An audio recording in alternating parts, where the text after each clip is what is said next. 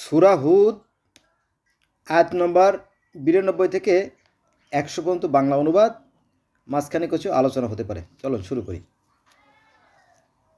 সূরা হুদ আয়াত নম্বর 92। এখানে বলা হয়েছে, সে বলল, হে কওম,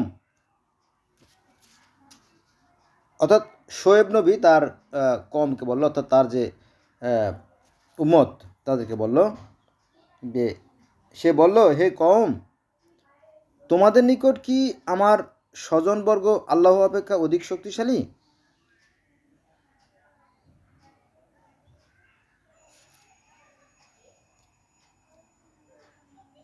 শোয়েব তার যে অনুসারী অনুসারী বলতে তার যে উম্মত তাদেরকে বলল যে, তোমরা কি এত শক্তিশালী আমার আল্লাহর চাইতেও?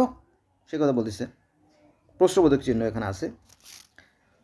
তোমরা তার কাজে সম্পূর্ণ বিস্মিত হয়েছ, তোমরা যা করো আমার প্রভু তা জানেন, অর্থাৎ সৃষ্টিকর্তা বা আল্লাহ সবই জানেন।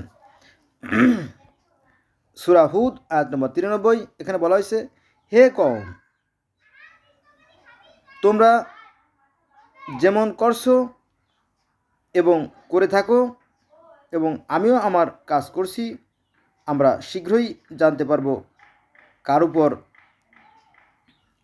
আসবে লাঞ্ছনাদায়ক শাস্তি এবং কে মিথ্যাবাদী। তাই তোমরা প্রতীক্ষা করো, নিশ্চয়ই আমিও প্রতীক্ষা করছি। তো এখানে বিষয়টা হচ্ছে যে ভালো মন্দ কিন্তু সবাই বুঝতে পারে না, সেই কথাটা এখানে চলে আসছে। পরে যখন ভালো মন্দ প্রকাশিত হয়ে যায়, কোনটা সঠিক কোনটা বেঠিক, তখন আর সেইটা সংশোধনের কোনো সময় থাকে না। এটা আমি আবার বলি, সূরা হুদ আয়াত নম্বর 93। হে কওম, শোয়েব তার কওমকে বলতেছে, হে কওম, তোমরা যেমন করছো অর্থাৎ যা করছো করতে থাকো এবং আমিও আমার কাজ করছি। শোয়েব যেহেতু খুবই জ্ঞানী আর সৃষ্টিকর্তার পক্ষ থেকে সে মানুষকে হিদায়াতের বাণী পৌঁছচ্ছে, সে তো অবশ্যই ভালো জানে, কিন্তু তার উম্মতেরা এই ভালো মন্দের যে ফল সেটা বুঝতে পারছে না। তোমরা শীঘ্রই জানতে পারবে কার উপর আসছে লাঞ্ছনাদায়ক শাস্তি এবং কে মিথ্যাবাদী, তাই তোমরা প্রতীক্ষা করো আর আমিও প্রতীক্ষা করছি। সূরা হুদ আয়াত নম্বর 94। যখন আমার নির্দেশ এলো, তখন আমি শোয়েব ও তার সঙ্গী ঈমানদারগণকে আমার অনুগ্রহ রক্ষা করলাম। এখানে আবার আল্লাহর কথা চলে আসছে, আগে আসছে শোয়েবের কথা, এখন আসছে আল্লাহর কথা। যখন আমার নির্দেশ এলো, অর্থাৎ আল্লাহ পাক নির্দেশ পাঠালো, তখন আমি শোয়েব ও তার সঙ্গী ঈমানদারকে আমার অনুগ্রহ রক্ষা করলাম এবং যারা জুলুম করেছিল, মহানাদ মানে কি, সেই যে ভয়ঙ্কর, সেই যে দুর্বিপাক, ঘূর্ণিঝড় বা সেই আজাব, সেই মহানাদের কথা বলা হয়েছে। মহানাদ ধ্বনি তাদের আঘাত করলো, ফলে ওরা নিজ গৃহে অধমুখী হয়ে মানে কি, উপুড় হয়ে পড়ে রইল। ঊর্ধ্ব মানে উঁচু দিকে, আর অধ মানে নিচের দিকে। ঊর্ধ্ব মানে উঁচু আর অধ মানে নিচু। তো অধ মানে কি, নিচের দিকে, মানে উপুড় হয়ে মুখ থুবড়ে পড়ে রইল আর কি, ধ্বংস হয়ে গেল আর কি, সে কথা বলা হয়েছে। সূরা হুদ আয়াত নম্বর 95। এখানে বলা হয়েছে, যেন তারা সেখানে কখনোই বাস করেনি, জানো ধ্বংসই ছিল মাদিয়ানবাসীদের পরিণাম, যেভাবে ধ্বংস হয়েছিল সামুদ গোষ্ঠী। সূরা হুদ আয়াত নম্বর 96। আমি মূসাকে আমার নির্দেশনাবলী ও স্পষ্ট প্রমাণসহ পাঠিয়েছিলাম ফেরাউন ও তার প্রধানদের নিকট, কিন্তু ওরা ফেরাউনের কার্যকলাপের অনুসরণ করত এবং ফেরাউনের কার্যকলাপ ঠিক ছিল না। সূরা হুদ আয়াত নম্বর 98।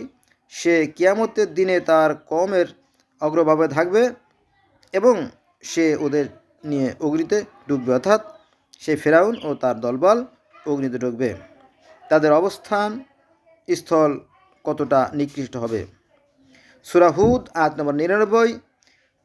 ইহলোকের অভিশপ্তরা, ইহলোকের মানে এই পৃথিবীর, ইহলোক বলতে এই পৃথিবীকে বোঝানো হয়েছে, যে ইহলোকের অভিশপ্তরা কিয়ামতের দিনেও অভিশপ্ত হবে। ইহলোকে যারা ক্ষতিগ্রস্ত, পরলোকেই তারাও ক্ষতিগ্রস্ত, সে কথা বলা হয়েছে।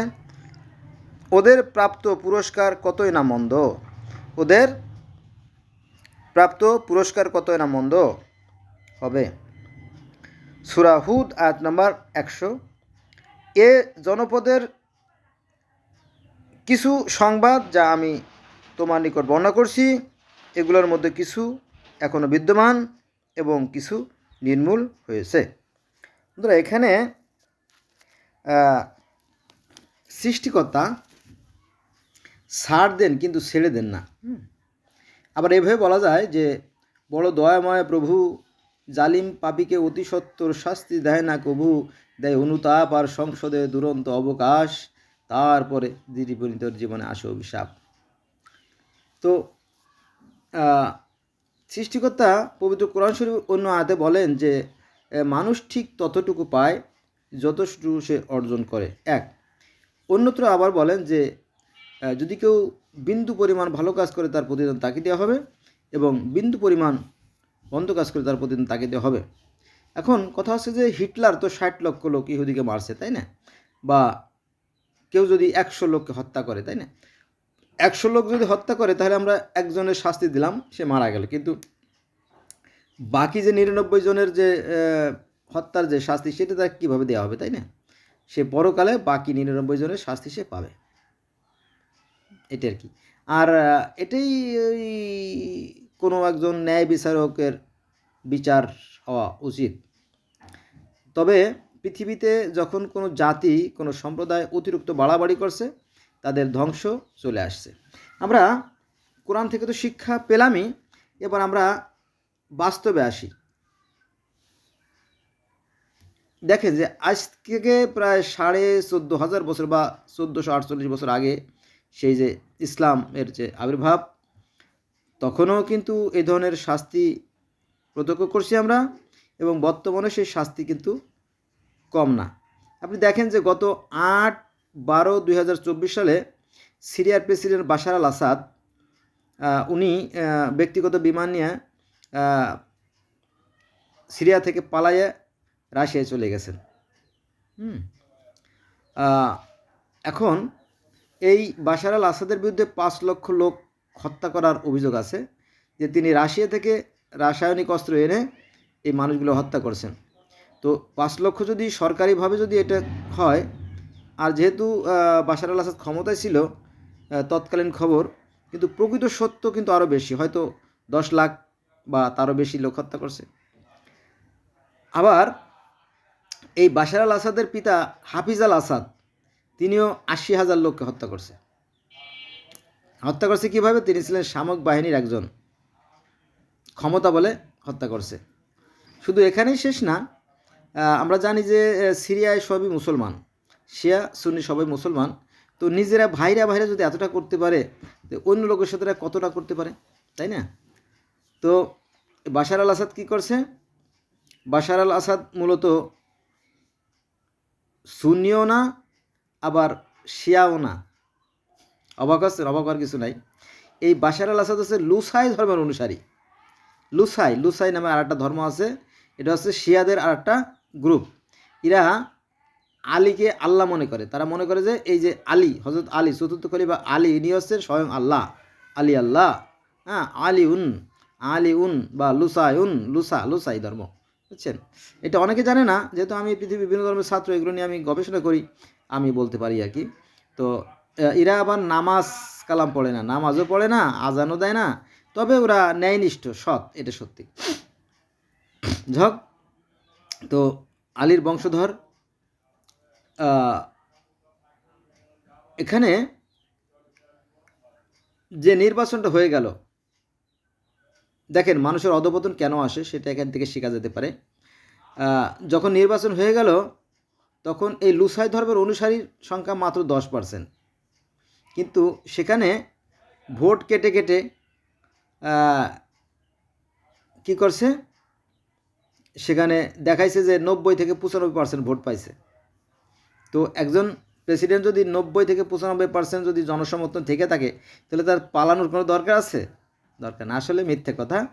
এটা ছিল একটা প্রহসনমূলক নির্বাচন। 90% মানুষের উপর অত্যাচার করছে। এখন সে দেশের যারা বাশার আল আসাদের পক্ষে লোক ছিল, নিশ্চয়ই তারা এখন আস্তে আস্তে খুন, গুম, হত্যার শিকার হবে, কোনো সন্দেহ নাই। এগুলো প্রকৃতির বিচারে, এগুলো যুগে যুগে ছিল, আছে এবং থাকবে। এর মধ্য থেকে আপনি যদি সাবধানী হন, তাহলে আপনার কোনো ভয় নাই, আর আপনার কপালে কোনো দুঃখ জুটবে না। বোঝা গেছে? আচ্ছা, এবার আসেন আমাদের বাংলাদেশের প্রধানমন্ত্রী শেখ হাসিনার কথা। প্রধানমন্ত্রী শেখ হাসিনা গত 5/8/2024 সালে ভারতে পালায় চলে গেলেন। তিনি একজন খুব যোগ্য নেত্রী, এটা আমরা অবশ্যই জানি। কিন্তু ওনার নাম ভাঙিয়ে ওনার যে চেলাবেলা আছে, যেমন ডিবি হারুন, উনি একটা স্বর্গ রচনা করছেন। যেমন আমাদের ইসলাম ধর্মের কোরআন হাদিসে যেমন সাদ্দাতের যেমন স্বর্গ তৈরি করা হয়েছিল, যেটা আলেম ওলামারা জানে, ঠিক ওরকম একটা স্বর্গ তিনি রচনা করছেন ওনার অঞ্চল এলাকায়। হ্যাঁ, আবার র্যাবের প্রধান বেনজির আহমেদ খান, উনিও ওনার এলাকায় হাজার হাজার বিঘা জমি কিনে মোটামুটি সব করে ফেলাইছেন। হ্যাঁ, তো এভাবে যুগে যুগে যারা ক্ষমতায় ছিল, ক্ষমতার মোহ তাদেরকে জ্ঞান শূন্য করে দিয়েছে। তারা ভালো মন্দর কি কোনটা ভালো কোনটা মন্দ বুঝতে পারে নাই। এখন বুঝতেছে, এখন বুঝতেছে, কিন্তু এখন আর সময় নাই, এখন আর সময় নাই। বড় দয়াময় প্রভু, জালিম পাপীকে অতি সত্বর শাস্তি দেয় না কবু, দেয় অনুতাপ আর সংসদের দুরন্ত অবকাশ, তারপরে দুর্বিনীতির জীবনে আসে অভিশাপ। তো এখন আর সময় নাই, সময় শেষ হয়ে গেছে। ঠিক এভাবে প্রত্যেকের জীবনে একটা সময় আসবে। হ্যাঁ, এটা আছে প্রকৃতির বিধান, এটাই সৃষ্টিকর্তার নিয়ম। সৃষ্টিকর্তা কিন্তু পৃথিবীতে যত মাছ আছে সবাই জ্ঞান দিয়ে সৃষ্টি করছে। পৃথিবীতে যত গাছ আছে গাছেরও জ্ঞান আছে। পৃথিবীতে যত পাখি আছে প্রত্যেকটা পাখিরও জ্ঞান আছে। এমনকি প্রত্যেকটা প্রাণীরও জ্ঞান আছে। একটা পিঁপড়ে, একটা মশা, একটা উল্লা, ডেল্লা, মৌমাছি, প্রজাপতি, ফড়িং, সবাই সৃষ্টিকর্তা নির্দিষ্ট পরিমাণ জ্ঞান দিয়ে সৃষ্টি করছে। কিন্তু মানুষ এর সম্ভবত জ্ঞান নাই,